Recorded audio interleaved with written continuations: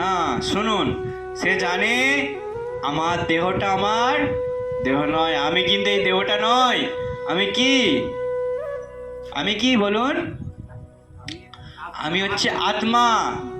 আত্মা। আত্মাকে চোখে দেখা যায় না, কিন্তু যখন হৃদয় থেকে বেরিয়ে যায় এই দেহটা তখন কি হয়ে যায়? হ্যাঁ বলুন। লাশ হয়ে যায়, লাশ।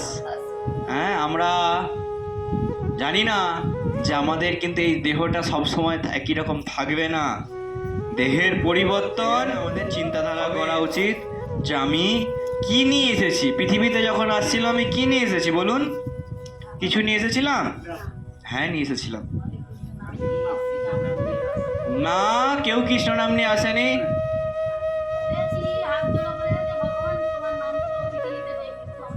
হ্যাঁ, কিন্তু ওটা তো বলেছি, কিন্তু আমরা কিছু নিয়ে আসি।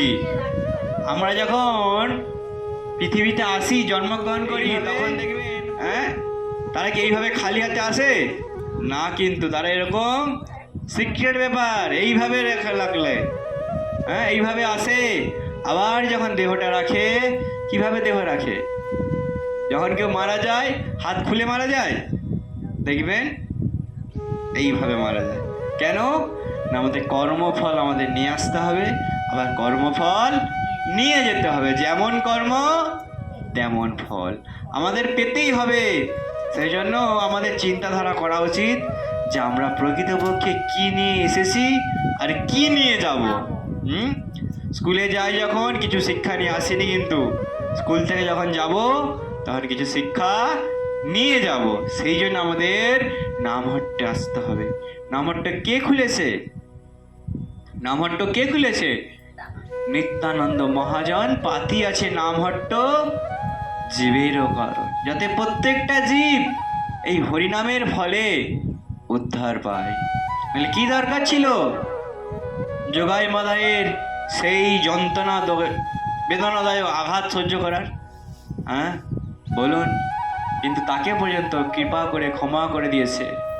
সেই রকম মহাপ্রভু দর্শন পাওয়া মাত্রই সমস্ত জগতের মানুষ শুদ্ধ হয়ে ওঠে। শুধু দর্শন, ভগবানকে দর্শন পালেই আমাদের হৃদয় পবিত্র হয়। সেই রকম আমরা যখন সাধুগুরু বৈষ্ণবকে দর্শন করব, গুরুদেবকে দর্শন করব, তখন প্রণাম নিবেদন করতে হবে। আমাদের আজকের অবস্থা খুব ভয়ানক দিন আসছে। আমরা কাউকে সম্মান করতে শিখিনি, আমরা কাউকে সম্মান করতে পারি না। এরকম একটা ঘটনা রয়েছে। একদিন একটা লোহা আর সোনা দুজন মিলে খুব বসে রয়েছে, বসে বসে গল্প করছে। আমরা কি করি, বাড়িতে যত কিছু আছে সুন্দরভাবে আচার বানিয়ে নিয়ে যাই, নিয়ে যেয়ে একটা মিডিল স্টোর, যেখানে গিয়ে আমরা সবাই মিলে আড্ডা মারি। মাতাজিদের আড্ডার জায়গা কোথায়? কোনো ঘাট, কোনো কলতলা। এইগুলো হচ্ছে মাতাজিদের আড্ডার জায়গা। যেমন প্রভুদের আড্ডার জায়গা কোথায়? হ্যাঁ, ক্লাব।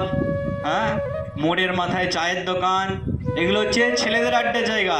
আর মেয়েদের আড্ডার জায়গা হচ্ছে কোথায় বললাম? পুকুর তলায় বাসন ধুতে গিয়ে, কিংবা ছেলেকে স্কুল দিতে গিয়ে। আর কোন জায়গা? কলতলায়। হ্যাঁ, জল আনতে গিয়ে। তো কত রকমের তার বাড়ির আচার খুব সুন্দরভাবে রান্ধন করে, একদম কবজি ডুবিয়ে রান্না করে ওখানে নিয়ে যায়। আর আচার খেতে আমাদের সবার ভালো লাগে, তাই কি না? এর বাড়ির কথা খাচ্ছি, ওর বাড়ির কথা নিচ্ছি, এর বাড়ির কথা নিচ্ছি, আর নিজের ঘরে গন্ডগোল হচ্ছে। হরে কৃষ্ণ। বলে না, কাজ নেই তো খই ভাজ। কি করবে? কাজ নেই তো, সময়টাকে নষ্ট করতে হবে তো। কিন্তু হ্যাঁ, ওইটাকে বাদ দিয়ে হরিনাম করতে হবে, ভগবানের কথা বলুন। যারে দেখো তারে কও কৃষ্ণ গুণগান। যাকে দেখবে তাকে কৃষ্ণের কথা বলুন, কৃষ্ণের কথা চিন্তন করুন। তাহলে দেখবেন আপনার দেহ পবিত্র থাকবে, মনটাও স্বচ্ছ, একদম পরিষ্কার থাকবে। স্বচ্ছ মানে পরিষ্কার। আমাদের হৃদয়টাও পবিত্র হবে আস্তে আস্তে, যখন আমরা সবাই কার নাম করব? ভগবানের নামের সেবা করব, ভগবানের নাম কীর্তন করব। তো এইরকমই সোনা এবং লোহা দুজনে মিলে কথোপকথন চলছে।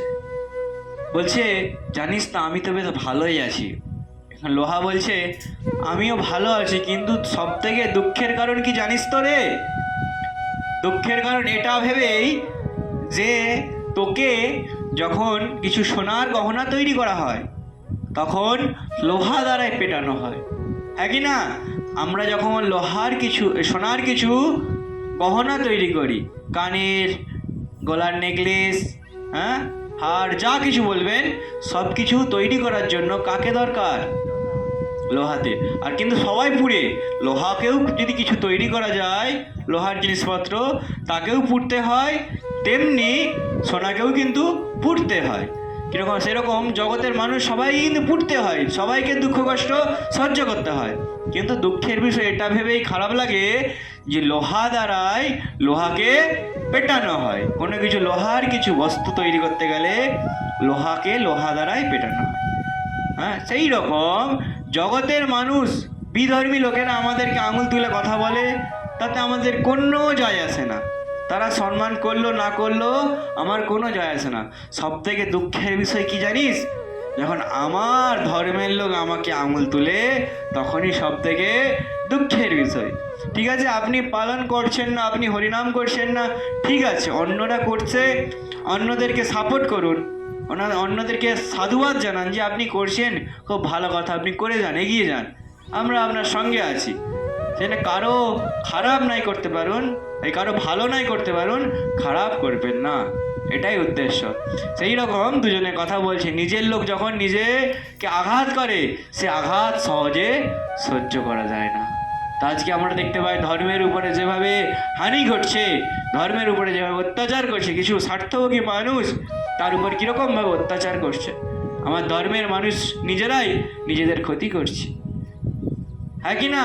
সেই জন্য ছোটোবেলা থেকে দেখবেন অন্য ধর্মের লোকেরা তাদেরকে ছেলে মেয়েদেরকে শিক্ষা দেয়, এইভাবে ধর্ম করতে হয়, এইভাবে ভাগবত পাঠ বা যে ধর্মে যেটা রয়েছে সেটা শুনতে হয়, কোরআন শরীফ শুনতে হয়, তারা পাঠ করতে হয়। তাদের ছেলে মেয়ে বাবা মা সেইভাবেই তাদের সন্তানদেরকে তৈরি করে। আর আজকে আমাদের সনাতন ধর্মের লোকেরা দেখবেন কিন্তু ছেলে মেয়ে আমরা নিজেরাও শুনছি না, ছেলে মেয়েদেরকেও শুনতে দিচ্ছি না, ছেলেমেয়েরা ঘুরে বেড়াচ্ছে, আমরা কেউ কিছু বলছি না। তাহলে আদর্শ বাবা মা আমরা নয়, কিন্তু আদর্শ বাবা মা হলেই আদর্শ সন্তান তৈরি করতে পারবে। সেই সন্তান যখন খারাপ কাজ করতে গেলেও 5 বার ভাববে। আজকে দেখুন যত চোর ছ্যাচোর বদমাস তৈরি হচ্ছে কিসের জন্য? আমাদের নিজেদের বাবা মারা ছেলে মেয়েদেরকে তৈরি করতে পারছে না। আর যদি তৈরি করতো, জোর করে ভাগবত পাঠ বলতো, এই বস তুই এখানে, নাহলে আজকে তোর খাওয়া বন্ধ, নাহলে তোকে আজকে ঘর থেকে বেরিয়ে যাবি। তাহলে যদি আমি বলতাম, তাহলে কিন্তু ছেলেমেয়েরা সঠিক পথে তৈরি হতো।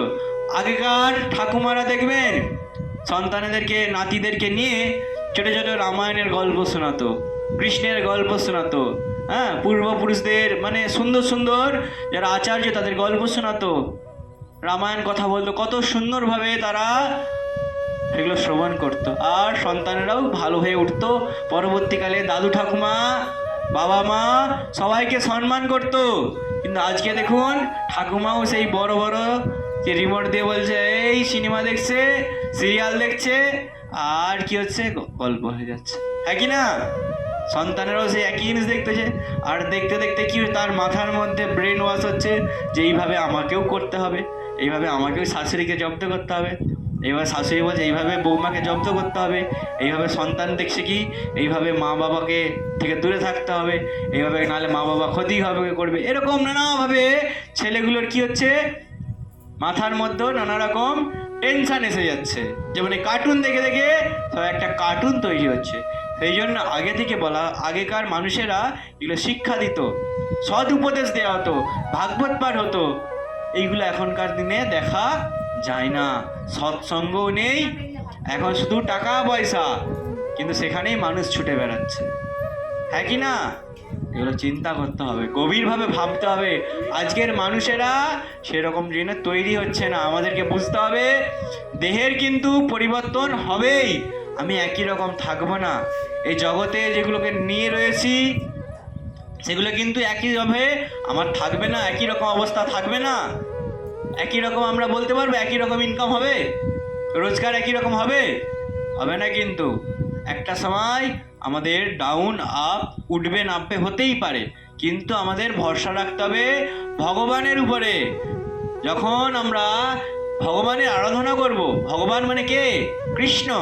কৃষ্ণের আরাধনা করব, নারায়ণের আরাধনা করব, তৎক্ষণাৎ তার যত যে রাধারানী রয়েছে, শ্রীমতী রাধারানী, লক্ষ্মী দেবী, তারা অটোমেটিক্যালি এসে যায়। কারণ ভগবানের সেবায় লক্ষ্মী দেবী সদাই সবসময় রয়েছে। আমরা কিন্তু ভগবানকে ছেড়ে, কৃষ্ণকে ছেড়ে আমরা লক্ষ্মী পূজা করি, লক্ষ্মীর আরাধনা করি, কিন্তু লক্ষ্মী তাতে সন্তুষ্ট হয় না, পেঁচার উপরে বসে উঠে পালিয়ে যায় পেঁচার মতো।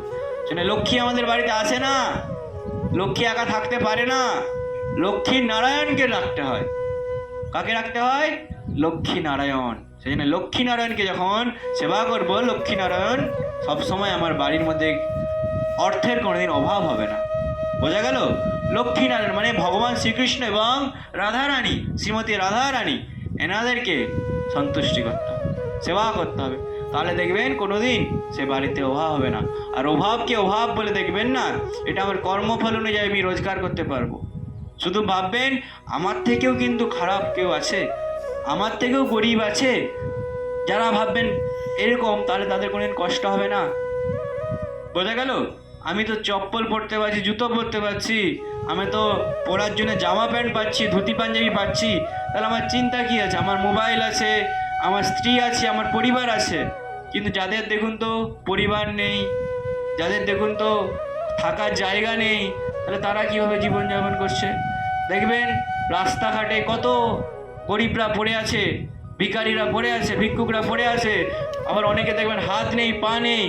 তাদের থেকে তো আমি শ্রেষ্ঠভাবে আছি, তাদের থেকে তো আমি ভালো আছি, এই চিন্তা ভাবনা রাখতে হবে। আর মনের মধ্যে সবসময় আনন্দ রাখবেন, ভগবানের নাম করবেন, আনন্দ থাকবেন, দেখবেন আপনাদের কোনো জীবনে কষ্ট হবে। আর যতই চিন্তা করবেন ততই কিন্তু আপনার চিন্তাটাকে আপনার মাথার মধ্যে আরও আসবে। সেই জন্য বলছে যারা পজিটিভ ভাবনা চিন্তা করে, পজিটিভ সবসময় ভালো ভাববে, তার জীবনে ভালো হবে।